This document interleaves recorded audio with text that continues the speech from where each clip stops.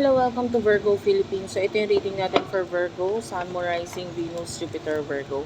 Take only what resonates. Bali, hindi ito magre-resonate sa lahat. So, kunin mo lang yung mga messages na magre-resonate para sa'yo. Kung hindi mag-resonate, okay lang yun. May mga next readings pa naman tayo.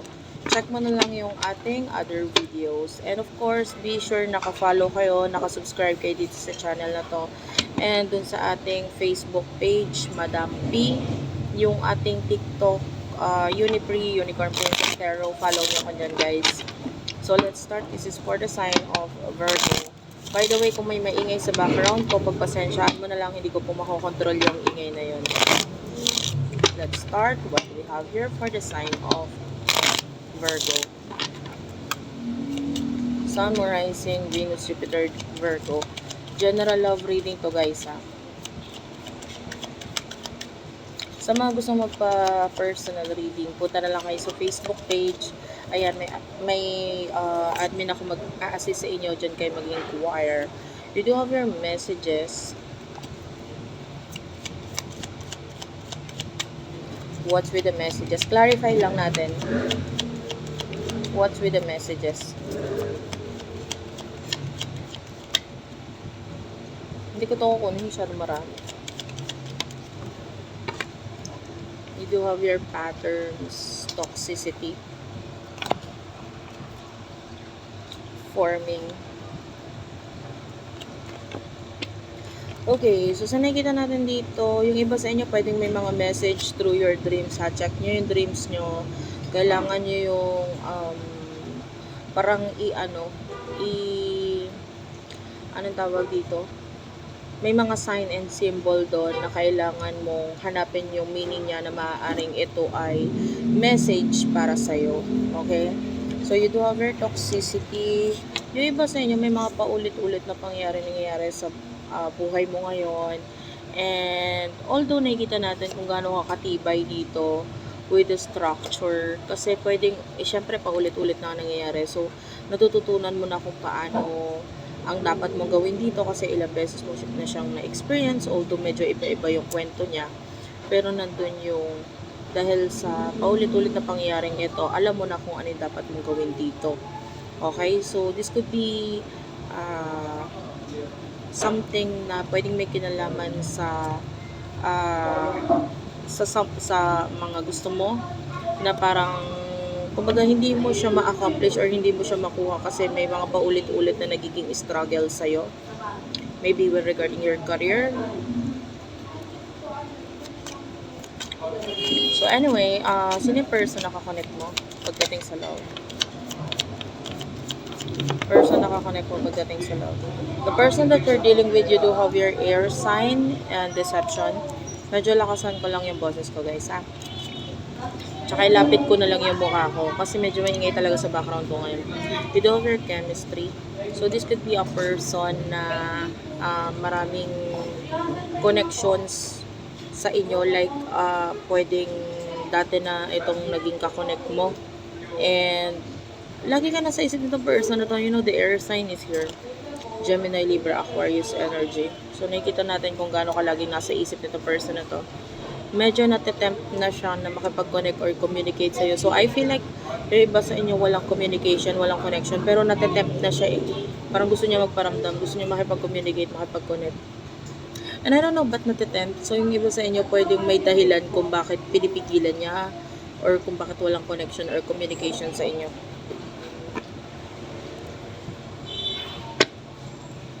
I feel like kaya siya natitempt kasi hindi niya mapigilan na hindi ka isipin lagi eh. So anyway, ano yung emotions niyo sa isa't isa? For the sign of Virgo. North Node is here.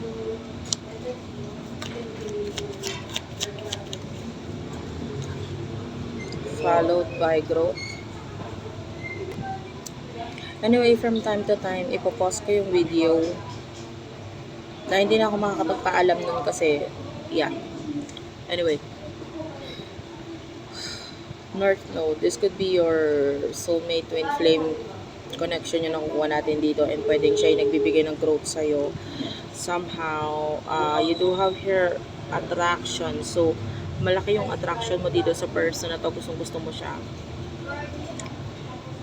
And you're really attracted kasi nga, isa pa yun sa gusto mong mangyari eh. Ang sarap na makakonect or ang makarelasyon na tao is someone na matutulungan ka niya na magkaroon ng growth as a person. And ito yung person na yan. Kaya isa yun sa nagustuhan mo sa kanya kasi gusto mo yung sarili mo dahil sa kanya, or yung mga nagiging improvements mo dahil malaki yung naitutulong niya para mas lalo ka pang mag-improve sa buhay mo. Na there are times na hindi mo kayang gawin yun nang ikaw lang mag-isa. Parang kailangan mo na may tutulak or magbibigay ng inspiration sa'yo. Okay?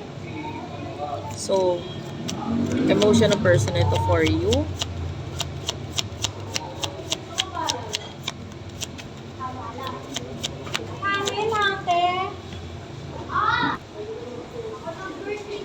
Okay, so, wait lang guys. Okay. Pasensya na kayo guys, nandito ako ngayon sa restaurant, sa aking, yung lagi kong binabanggit dito, Julie's Restaurant. So, ako yung bantay dito sa kaha ngayon. Wala tayong choice. Ayan. So, anyway, wait lang.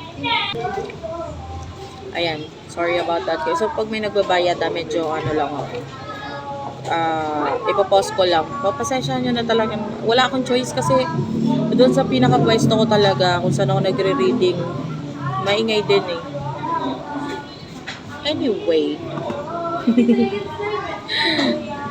intindihin mo na lang yung sasabihin ko. Ay, may nangangaroling pa doon sa customer. Anyway, with the Ace of Water, I see love mula dito sa taong tumahal ka niya, no? Kaya lang avoidance, iniwasan ka niya. Pero, the good thing is that kahit anong iwas ang gawin niya, talagang yung faith or yung tadhana, kusang inaano kayo sa isa't isa, parang hindi kanya pwedeng iwasan. Like, this is the person for you. Pwedeng itong person na to is your soulmate, your twin flame, yung iba sa inyo. Kaya kahit anong iwas ang gawin niya, iniisip ko pa rin niya. Tsaka nandun yung love. Hello. Parang ang hirap na makalimutan ng taong mahal mo. So, mahal ka nitong taong to, kailang iniiwasan ka niya. And ngayon, nagkakaroon siya ng clarity regarding sa connection ninyo. Kaya lang, ayan resistance pinipigilan niya yung sarili niya. And I feel like this person is really grounded. Pero sabi ko nga, unti-unti siyang natitempt na makipag-connect or communicate sa'yo. So what will happen in the near future for you? What will happen in the near future for you? You do have your nurture and compassion. Alchemy.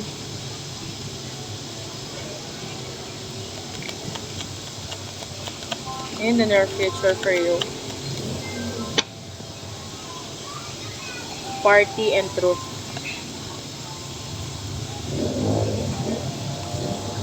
Bottom of the deck is the rebirth.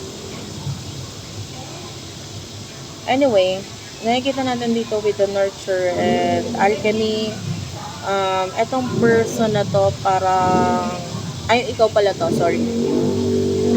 You are guided by your spirit guides, angel guides, ancestors mo.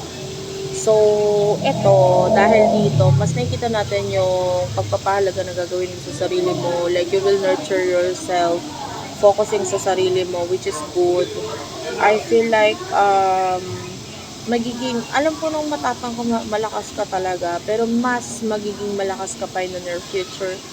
And I feel like you will find out the truth kahit hindi mo siya pilitin, kahit hindi mo siya sakalin. Time will come na you do have your party. So, magiging maingay ito.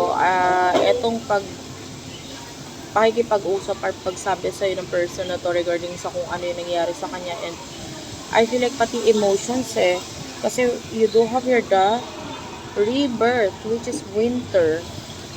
Ayan. So, pati emotions involved dito. Medyo maraming, or hindi man sobra, pero marami ang makakaalam ng regarding sa connection ninyo na hindi man ninyo gustuhin, hindi mo man gustuhin, hindi man niya gustuhin.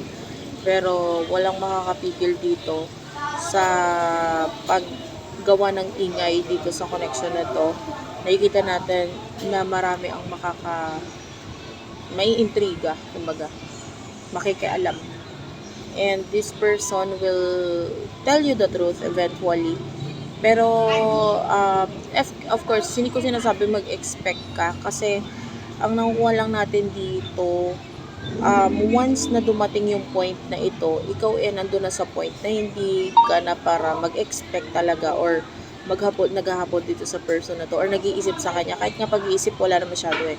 Kasi ang focus mo na dito by this time is sarili mo. Okay, so thank you for watching. I love you all and bye-bye.